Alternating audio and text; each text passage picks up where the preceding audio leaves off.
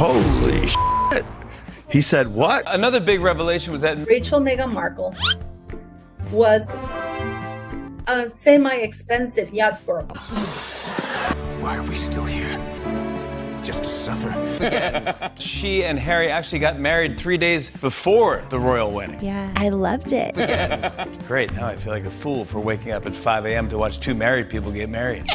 The crowd erupted in a mix of cheers and shocked gasps. Jimmy Fallon had just dropped that line on live TV. No script, no forewarning, pure raw chaos unfolded before everyone's eyes. What is the number one question that mystifies scientists? Is there life on another planet? Oh no, why does Meghan Markle make her own pretzel bags? That's interesting. She takes it from one bag and puts it in another bag. It's another bag. And that confuses people. The best way to have a snack is to take the snack out of one bag and then move them into another bag. This, we're just gonna put into a different bag. And then label this new bag, even though this bag already has a label on it. How do you feel about it? It's the biggest piece of dog My name is Megan Sussex now. One moment he was teasing a joke about Meghan Markle's lifestyle tips, and the next, he was tearing apart her whole brand, privileges and all, without mercy. You keep saying Meghan Markle, you know I'm Sussex now. Call me Meghan Markle one more time, Mindy f***ing Kaling. Why are we still here? Just to suffer? Within hours, the clip went viral. But Fallon's approach wasn't just funny, it was precise. People do with pineapple, instead of just cutting it to make the perfect little bite, you follow the wedge. When nature has given you all the cues on how to have a perfect taste of something. Oh, how fun is that? I love it. I like working hard. He didn't simply roast Meghan, he deconstructed the myth of her, layer by layer, piece by pretentious piece. He mimicked her serene instructions on how to repackage store-bought snacks for visual appeal, leaving the audience unsure whether it was satire or a silent plea. Fallon even paused mid-laugh, saying, "Wait, why are we doing this?" The crowd lost it.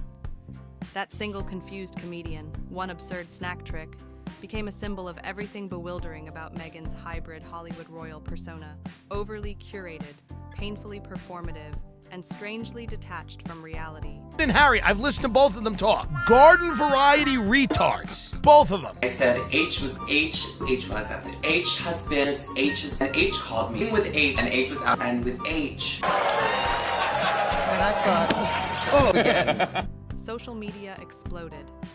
Finally, someone said it, one fan wrote. Others called it Fallon's most savage roast. Yet beneath the laughter, though, was a sharper truth.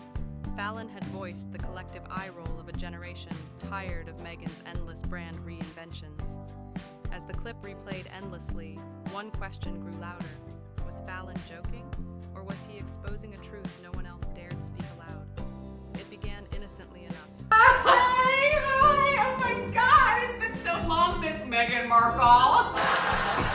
No, but listen. A glossy Netflix segment intended to showcase Meghan Markle's relatable domestic charm. She stood in her candlelit kitchen, carefully pouring store-bought snacks from one plastic bag into another. No cooking, no seasoning, just rebagging for reasons no one could quite explain. The biggest absurdity of this whole thing was just how over-the-top perfect everything has to be around her. Her outfit. I mean, who the hell picks fucking berries in a white cashmere blouse and white pants? Literally no one on earth does that. Then came Fallon on The Tonight Show. With a mischievous grin, he cued the clip, signaling chaos was imminent. Holding up a bag, he asked, "She's repackaging the snacks for what? Their emotional well-being?" The crowd erupted. Fallon's timing was flawless. Mock confusion, raised eyebrow, a pause before the punchline. Every second felt raw. He's a whining, whinging, complaining, woe is me, I'm the only one that's ever had mental problems. Unscripted and hilarious. It wasn't just comedy, it was commentary. Fallon wasn't mocking the snacks, he was mocking the performance, the illusion that authenticity could be staged, filtered, and monetized. His roast cut deeper because it peeled back Meghan's carefully polished image.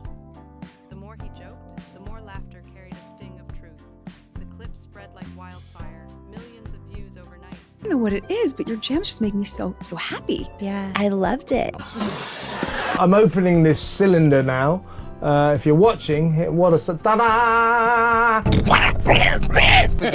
Here comes the first time in her life that Meghan Markle actually touches food. What? Let's watch that back. Why is she pushing apples into the salad?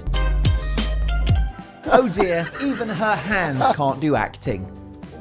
That silly kitchen segment became a symbol of everything people love to hate about modern celebrity culture. Pretense masquerading as purpose, luxury posing as humility. A cultural moment had been cracked open, and the audience felt it. Laughter shifted into recognition. Fallon's punchline wasn't just funny, it perfectly captured what many already felt about Meghan's public persona. That segment wasn't a blunder, it was a metaphor writing itself. The internet quickly labeled it the most Meghan thing ever. Overly polished, strangely unnecessary, trying too hard to appear effortless.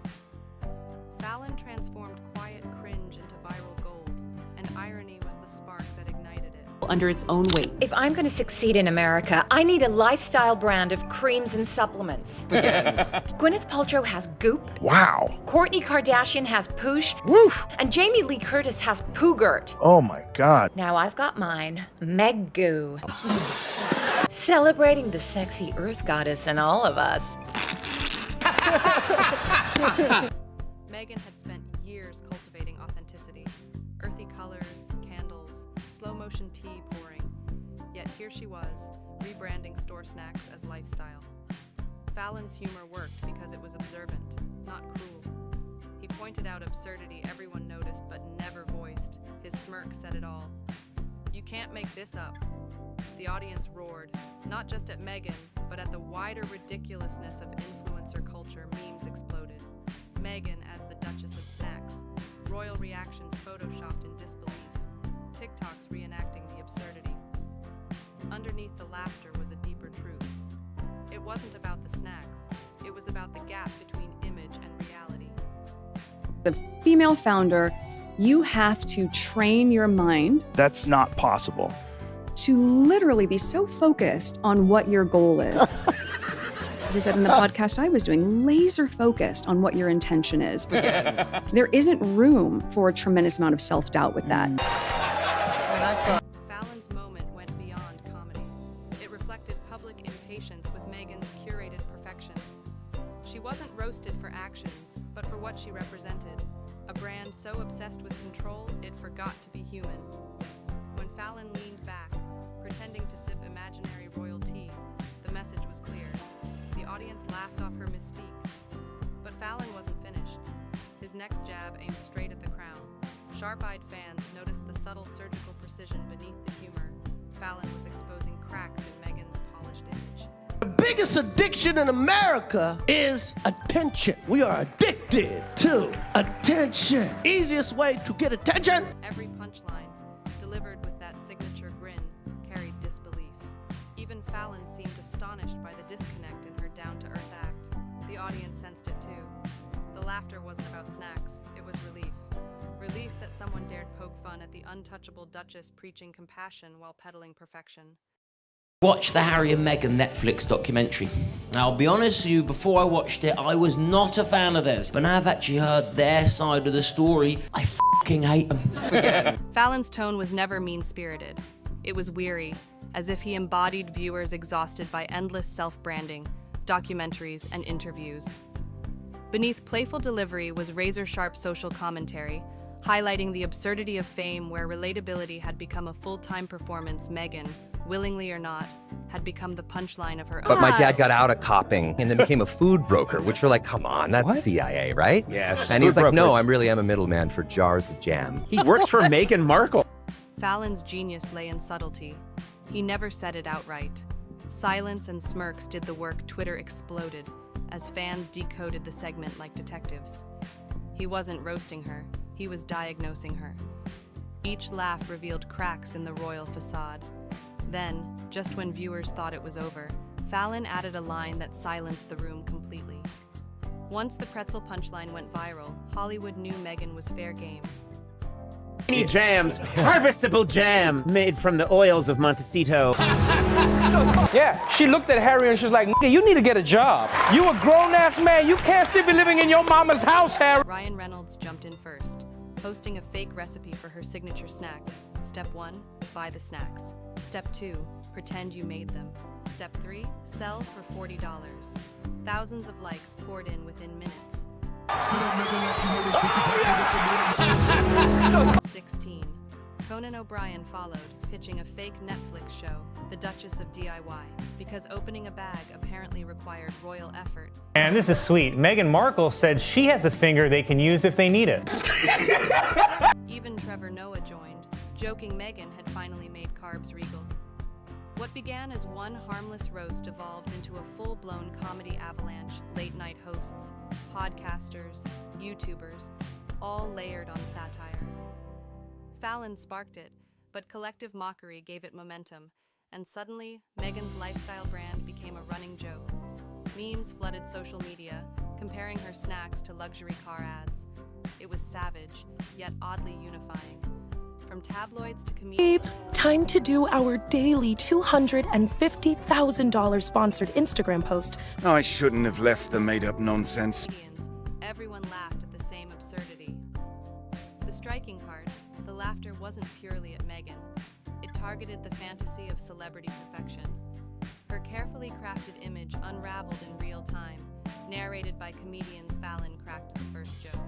I think they're totally lost. You know, one minute they're making a cartoon, then they're doing a documentary on them, now they're saving the world. They just haven't found their path in life. Finished the story. Timing couldn't have been worse for Meghan. Every laugh reminded viewers that her narrative control had slipped. Fallon shifted to Prince Harry, delivering, "Imagine fighting in Afghanistan just to end up filming your wife's jam commercials." The audience howled, but unease lingered. Harry's fall from celebrated royal rebel to comic prop mirrored the absurdity of celebrity life. Laughter mixed with pity, reflecting a... It just thinks we're all monsters and we're all just kind of pigs in the mud, and that she's helping us with jam and honey. Prince who exchanged duty for documentaries and dignity for hashtags. Social media ran wild. Memes depicted Harry holding jars of royal tears or comparing military medals to influencer deals. Beneath the humor was genuine pity. Fallon said what many thought, but dared not voice Harry's transformation from noble soldier to comedic symbol. Exposed how fame can consume identity and love, turning private life into public performance. By the segment's end, the studio and the internet recognized something bigger was happening. The public had reached its limit. Curiosity about Meghan and Harry's freedom turned into collective fatigue. Fallon's roast wasn't merely comedy. They're ridiculous. They want it both ways. You know, you can't be, these people were so mean to us and poor us, and we don't want all this attention, and then let me write a book about how much we don't want it. It was the tipping point of long-term burnout. People were exhausted by confessional interviews, therapy-like documentaries, and faux humble brand launches. Fallon's punchline captured that fatigue in one moment. Every attempt to clarify only deepened skepticism. Social media echoed, "We get it, you left the palace. What's next?" Laughter said it all. Even fans admitted her image felt overproduced. Activism clashed with relentless content, blurring the line between purpose and advertisement. Fallon's roast marked the public's shift from fascination to fatigue. Meghan and Harry weren't victims. They were influencers overplaying their narrative. A smirk and some jokes punctured their glossy bubble. The audience wasn't angry. They were done. The royal story had become celebrity reality, and the industry noticed behind each punchline about her curated lifestyle was a critique of the culture. Meghan Markle is, of course, a lifelong feminist, which she's demonstrated by marrying a prince and giving up her job. When Harry and Meghan say they'd now like to split their time between spending your money in the UK and spending your money in Canada. Talk show hosts began confronting it directly, some joking, others admitting the over-polished persona felt familiar. She wasn't unique, she was a symptom. In a world where fame depends on relatability, Meghan's attempt to be royal and real exposed the hypocrisy of celebrity authenticity. Fallon, intentionally or not,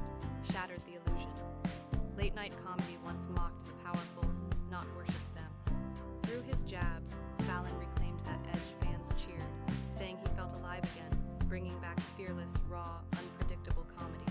Hollywood insiders squirmed. The same system that elevated Meghan, now laughing at her fall Fallon's roast, became subtle rebellion. Truth-telling, not cruelty. Headlines spread far beyond a royal couple. The laughter targeted every celebrity selling perfection in a world craving realness. After the dust settled, Meghan did something unexpected. Silence. No statement, no social media, no defense. Just quiet. The silence spoke louder than interviews ever could. Tabloids waited for rebuttal, but none came. Her team quietly retreated, regrouping. Weeks later, Meghan returned, not with apology, but a glossy photo shoot promoting her new wellness brand. The message was clear. She wasn't backing down, she was doubling down.